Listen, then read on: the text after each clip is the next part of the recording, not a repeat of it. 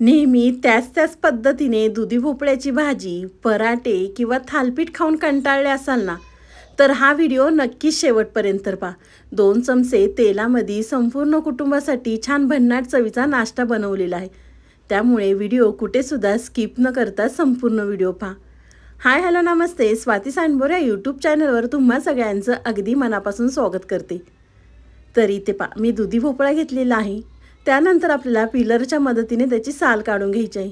साल काढल्यानंतर मोठ्या किसणीने आपल्याला हा दुधी भोपळा किसून घ्यायचा आहे. खूप जास्त बारीक किसणीने किसू नका, कारण दुधी भोपळ्याला पाणी सुटेल. मोठ्या किसणीने आपल्याला हा दुधी भोपळा किसून घ्यायचा आहे. तर तुम्ही ते पाहू शकता, मी सगळा दुधी भोपळा किसून घेतलेला आहे. किसल्यानंतर एका बाउलमध्ये आपल्याला सगळा दुधी भोपळा काढून घ्यायचा आहे. खूप वेळ आपल्याला किसून ठेवायचा नाही आहे. अगदी आयत्या वेळेत झटपट आपल्याला हा दुधी भोपळा किसून घ्यायचा आहे. एका बाउलमध्ये दुधी भोपळा घेतल्यानंतर त्यामध्ये आपल्याला 1 वाटी बेसन पीठ घालायचं आहे. तुम्ही बेसन पिठाच्या ऐवजी मुगाच्या डाळीचं पीठ वापरलं तरी या ठिकाणी चालणार आहे.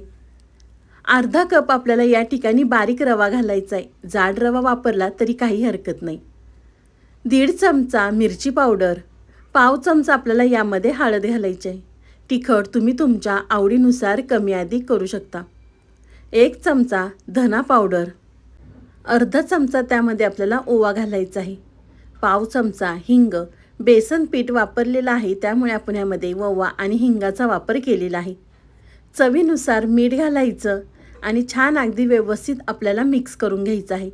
लगेच पाणी घालायचं नाही आहे. दुधी भोपळ्याला पाणी सुटतं, त्यामुळे आधी आपल्याला हे बेसन पीठ, रवा त्यामध्ये व्यवस्थित मिक्स करून घ्यायचं आहे.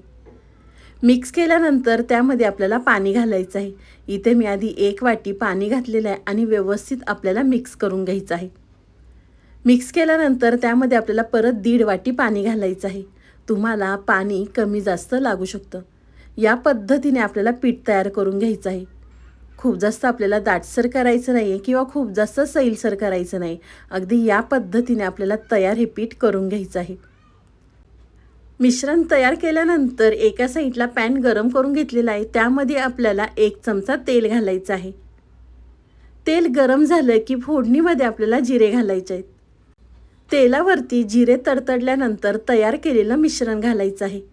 तोपर्यंत तुम्ही माझा व्हिडिओ इथपर्यंत पाहिलाच आहे आणि व्हिडिओ थोडा तरी आवडला असेल ना, तर व्हिडिओला 1 लाईक नक्कीच करा. साईडचं बेल आयकॉनसुद्धा प्रेस करा, म्हणजे तुम्हाला माझे नवीन व्हिडिओंचं नोटिफिकेशन सगळ्यात आधी येईल. तयार केलेलं मिश्रण पॅनमध्ये घातल्यानंतर आपल्याला व्यवस्थित मिक्स करून ह्याचा गोळा तयार करून घ्यायचा आहे. गॅस आपल्याला या ठिकाणी मीडियम ठेवायचा आहे. खूप जास्त फास्ट गॅसवर करू नका, म्हणजे बेसन पीठ, रवा अगदी व्यवस्थित शिजल्या जाईल. तर तुम्ही या ठिकाणी पाहू शकता, मी छान याचा गोळा तयार करून घेतलेला आहे. नेहमीच तुम्ही दुधी भोपळ्याची भाजी खाऊन किंवा पराठे खाऊन कंटाळला असाल ना, तर हा नाश्ता एकदा नक्कीच करून पहा.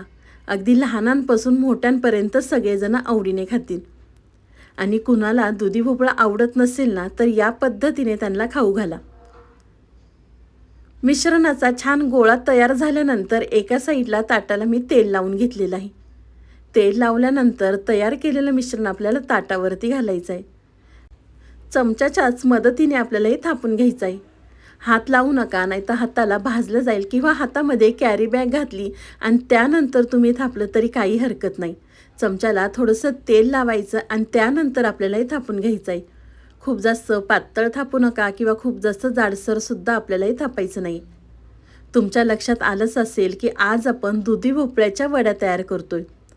इथे मी अगदी वेगळ्या पद्धतीने तुम्हाला दुधी भोपळ्याच्या वड्या दाखवलेल्या आहेत. अगदी 2 चमचे तेलामध्ये आपण संपूर्ण कुटुंबासाठी नाश्ता पाहणार आहोत. छान व्यवस्थित थापल्यानंतर आपल्याला 10 मिनिटासाठी साईडला ठेवायचं आहे. 10 मिनिटं झाल्यानंतर व्यवस्थित थंड झालेलं आहे. सुरीच्या मदतीने आपल्याला ह्याच्या वड्या कट करून घ्यायच्या आहेत. अगदी व्हिडिओमध्ये दाखवते ना, त्या पद्धतीने वड्या कट करून घ्या. आज मी तुम्हाला दुधी भोपळ्यापासून अगदी वेगळी रेसिपी दाखवलेली आहे. तर रेसिपी थोडी तरी आवडली असेल ना, तर तुमच्या नातेवाईकांमध्ये लगेच शेअर करून ठेवा. आणि घरातले जर दुधी भोपळा खात नसेल ना, तर त्यांना या पद्धतीने नक्कीच करून खाऊ घाला. त्यांना समजणारसुद्धा नाही की आपण ह्या वड्या कशाच्या खातोय.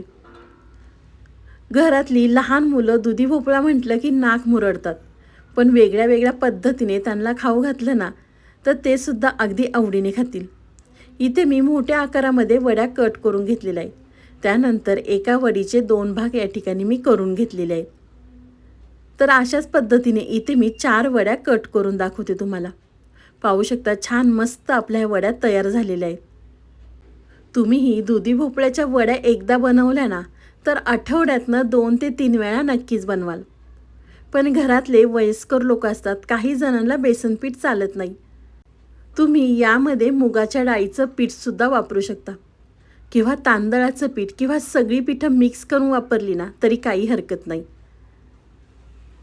वड्या कट केल्यानंतर एका साईडला मी परत पॅन गरम करून घेतलेला आहे. त्यावरती आपल्याला 1 चमचा तेल घालायचं आहे. तेल पॅनमध्ये सगळीकडे आपल्याला पसरवून घ्यायचं आहे. पसरल्यानंतर त्यामध्ये आपल्याला अर्धा चमचा मोहरी घालायची आहे. मोहरी आपल्याला पॅनमध्ये सगळीकडे पसरवून घालायची आहे. 1 चमचा तीळसुद्धा आपल्याला त्यामध्ये घालायचे आहेत. तीळ तेलावरती छान तडतडले की त्यावरती आपल्याला तयार केलेल्या वड्या ठेवायच्या आहेत. तुम्ही ह्या वड्या पाहुणे आल्यावर केल्या ना तर पाहुणे तुमच्याकडे नक्कीच रेसिपी विचारल्याशिवाय राहणार नाही. एवढ्या भन्नाट चवीच्या वड्या तयार होतात. आणि दुधी भोपळा नको नको म्हणणारे ना ते सुद्धा ह्या वड्या मागून मागून खातील. एकदा नक्कीच करून पहा. सगळ्या वड्या पॅनमध्ये ठेवल्यानंतर एका साईडने आपल्याला छान खरपूस भाजून घ्यायच्या आहेत. गॅस आपल्याला या ठिकाणी मीडियम ठेवायचा आहे. खूप जास्त फास्ट गॅसवर ह्या वड्या आपल्याला भाजायच्या नाहीत. गॅस मीडियम ठेवला की आतपर्यंत ह्या वड्या छान भाजल्या जातील आणि अगदी क्रिस्पी आपल्या दुधी भोपळ्याच्या वड्या तयार होतील. तुम्ही पाहू शकता आपण कमी तेलात ही रेसिपी तयार केलेली आहे. काही जणांना तेल खायला आवडत नाही तर त्यांना या पद्धतीने वड्या नक्कीच खाऊ घाला. खूप जास्त तेलकट होत नाही, अगदी छान क्रिस्पी या दुधी भोपळ्याच्या वड्या तयार होतात. तर तुम्ही पाहू शकता मी दोन्ही साईडनी सुद्धा छान खरपूस या वड्या भाजून घेतलेल्या आहेत. तर एका प्लेटमध्ये काढून घेते. तुम्ही पाहू शकता वड्या दिसायला सुद्धा किती छान दिसतात. ते कुणाला समजणार सुद्धा नाही की आपण ह्या दुधी भोपळ्याच्या वड्या तयार केलेल्या आहेत. अगदी लहानांपासून मोठ्यांपर्यंत सगळेजण अगदी ह्या वड्या संपून टाकतील. तुम्हाला ही माझी आजची रेसिपी कशी वाटली ती मला नक्की कमेंट करून कळवा. व्हिडिओ आवडला तर व्हिडिओला लाईक, कमेंट, सबस्क्राईब करायला विसरू नका. तुम्ही माझा व्हिडिओ कोणत्या शहरातनं पाहतात ते सुद्धा मला कमेंट करून नक्कीच कळवा, म्हणजे मला तुमचे आभार मानता येईल. तर चला पुन्हा भेटूया असाच एक छानसा व्हिडिओ घेऊन. तोपर्यंत स्वस्त खा, मस्त रहा. बाय.